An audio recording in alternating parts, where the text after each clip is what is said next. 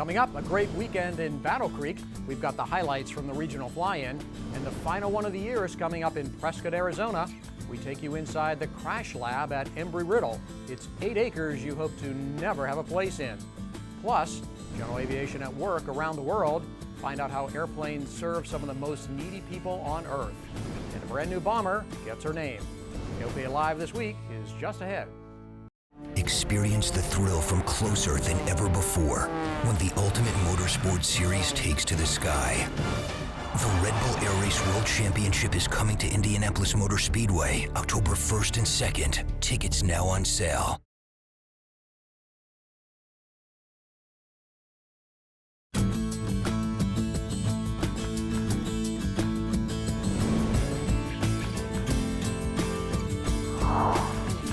Thanks for watching. I'm Tom Haynes. Melissa is off this week. Well, it's more fun than a secret decoder ring hidden in your cornflakes. Nearly 2,000 people came to Cereal City for our AOPA Battle Creek fly-in. AOPA Live's Josh Cochran has the story. It seems like nothing can keep people away from AOPA's regional fly-ins. The forecast called for rain on Saturday, but airplanes and campers showed up on a beautiful Friday afternoon. One of the campers, Ed Loxterkamp, has been to most of the AOPA fly-ins in the last 3 years. We talked to him in Tullahoma last year, and he has kept coming since, this time with a new goal. Well, when you look at the map at all the places I went to, I hit most of the states. So then this year's objective became landing in all the remaining states in the lower 48. Music and barbecue brought guests together at the Barnstormers party as the sun set.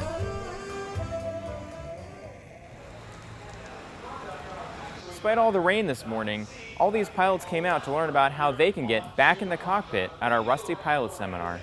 Gregory Pope hasn't flown since 2005, and he wants to get active again to teach his grandson to fly. The seminar was very in-depth, very informative.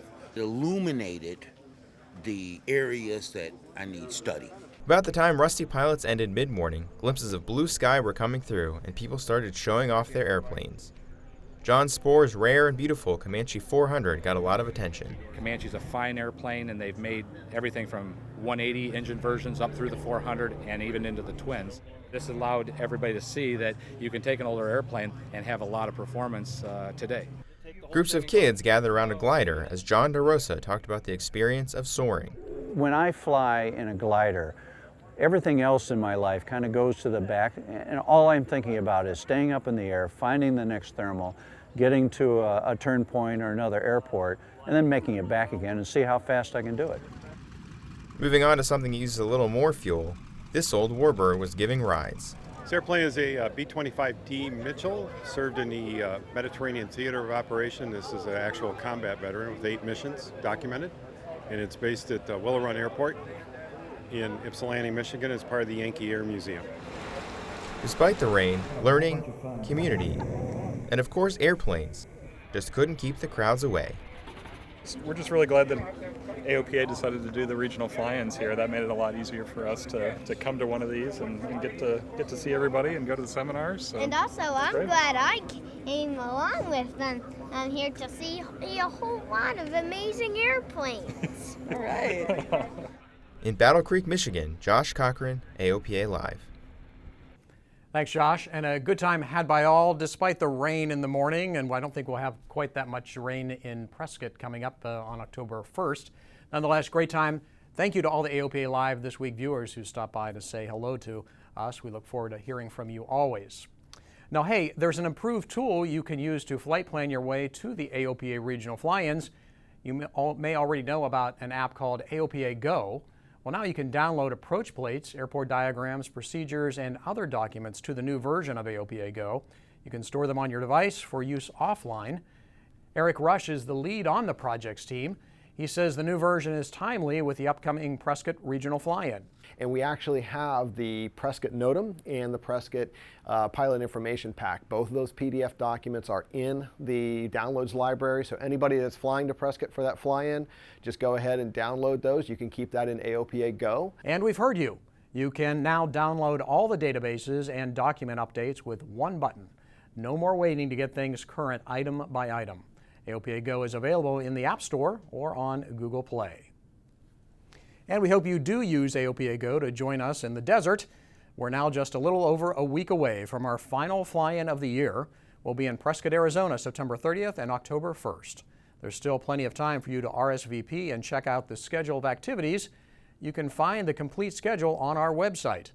A unique opportunity for folks who arrive on Friday is a guided tour of the Embry Riddle Aeronautical University Crash Lab. Here's more from AOPA Live's Warren Morningstar. If you look at all of the evidence, this wing had to go up. Each piece of wreckage has a story to tell. Bill Waldock's students are learning how to listen to what the airplane is telling them, what happened, and more importantly, why. He's a 203-hour private pilot with an instrument ticket that's not even wet. This is the Robertson Aircraft Accident Investigation Laboratory. 8 acres of high Arizona desert, 11 aircraft accident scenes, just as the NTSB investigators found them. But we go to the effort of actually laying the site back out as it was in the original crash. If it had a fire, we'll put the fire back on it. EmbryRiddle has the most complete scenario-based accident investigation facility in the country. Today is the first time the class has been out in the field. This Piper Warrior, their first accident scenario. The clues to what happened? Take a look at the flap handle. Yeah, it's fully deployed. This airplane's capable of 40 degrees of flaps. Why is it deployed? Both flaps separated from the aircraft. The tail is broken off too, with some interesting damage. See this big dent in the leading edge?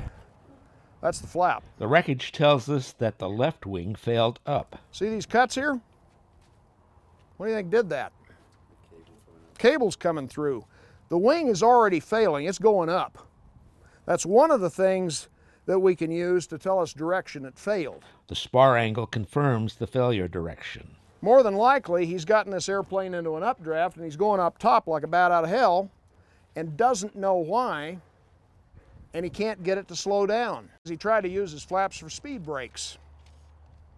Doesn't work when your airspeed's somewhere up in the top of the yellow arc. The students seem a bit overwhelmed. Maybe it's because a young man lost his life in this accident.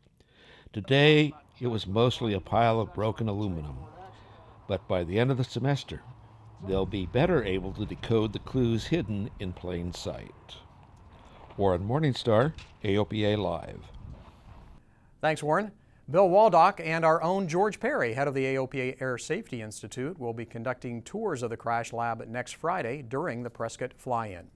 And our visitors are going to have a chance to take a tour up here and learn some things about these accidents that we've got up here.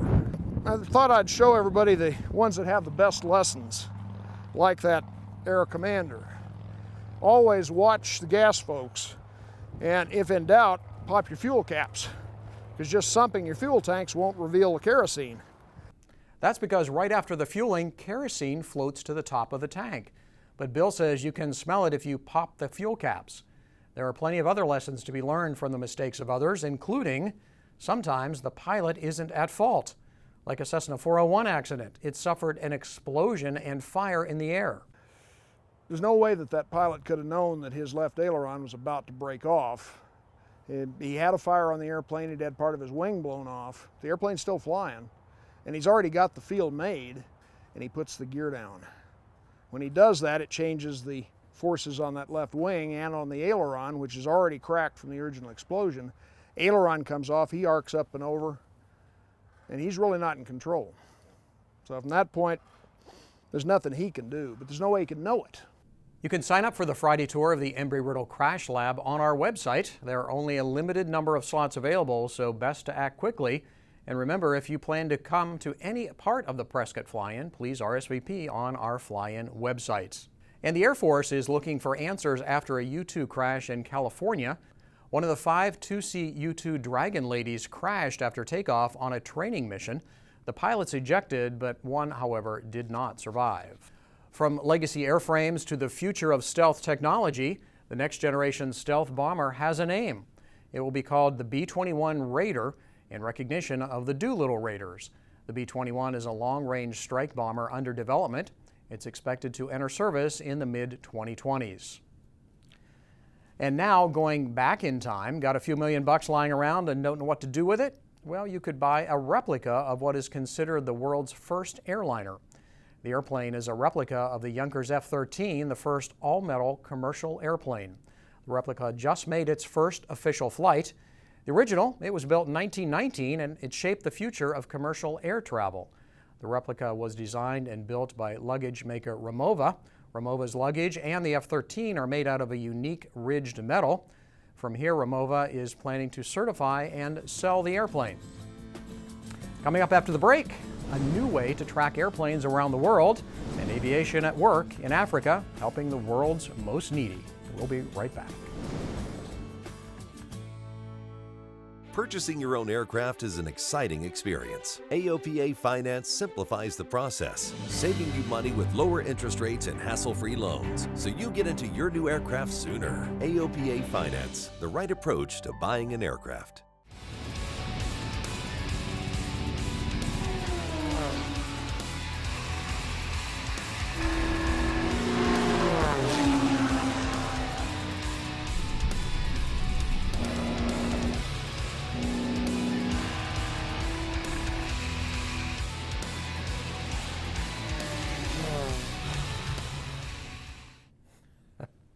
Well, there's a matchup.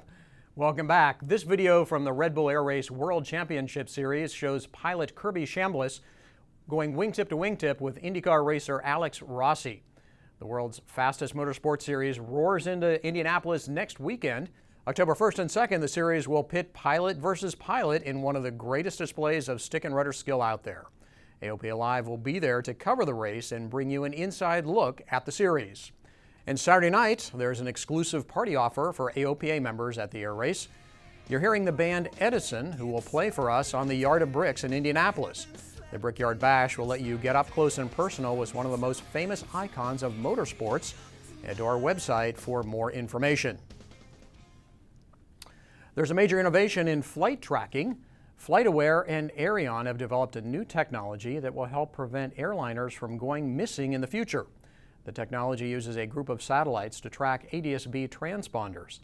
The position information will be near real-time and available anywhere in the world.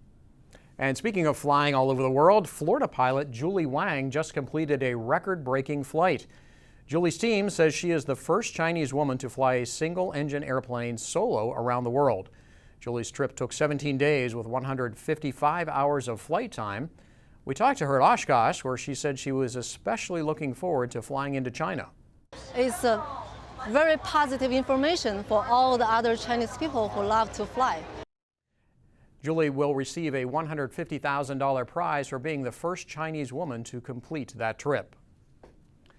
Well, airplanes can take you around the world. They can also bring the world to you. And if you're in a remote region of Africa, for example, that can mean the difference between life and death. AOPA Pilot Magazine sent a crew to Uganda to see how general aviation is the link that saves and improves lives. Here's the story from AOPA senior photographer Chris Rose with narration by Tom Horn.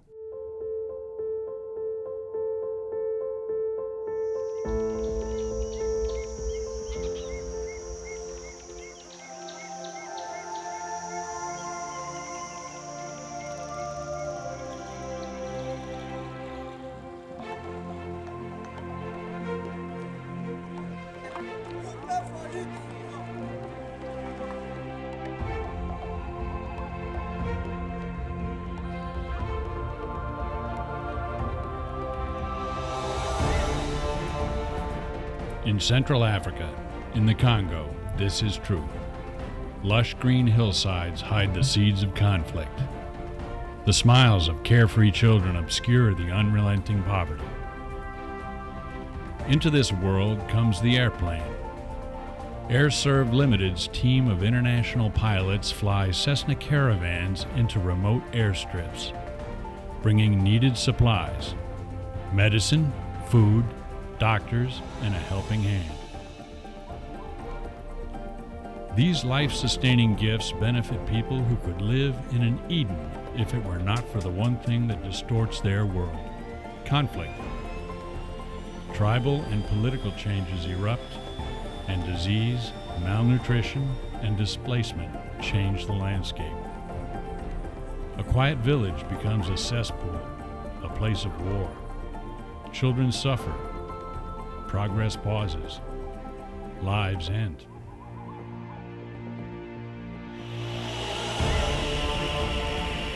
Air Serv is a U.S.-based not-for-profit organization, been around for some 33 years now, with a mission of providing what we call last-mile air transportation to support humanitarian programs and disaster relief operations.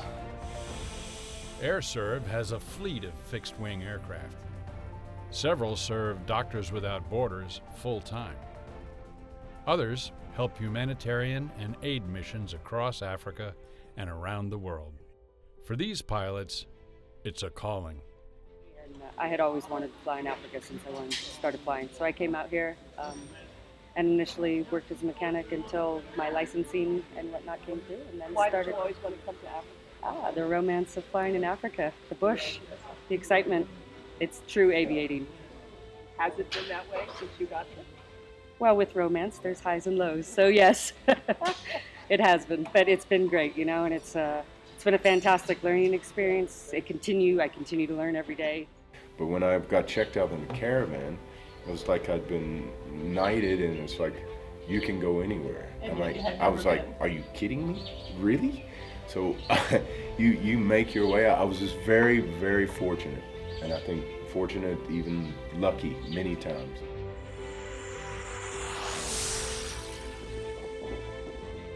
Air Serv will breach Africa's unpredictable weather, overcome its challenging landscapes, and risk harm to be here, restoring Eden as well as mankind can.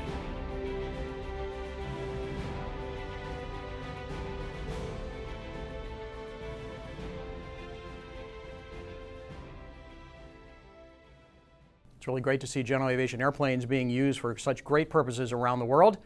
The entire story is in the October issue of AOPA Pilot Magazine. The digital edition is out now. That's going to do it for us this week. Next week, we will bring you the show from the AOPA Prescott Regional Fly-In. We want to leave you this week with some more of photographer Chris Rose's shots from Uganda. Look for much more in the magazine. See you next Thursday from Arizona.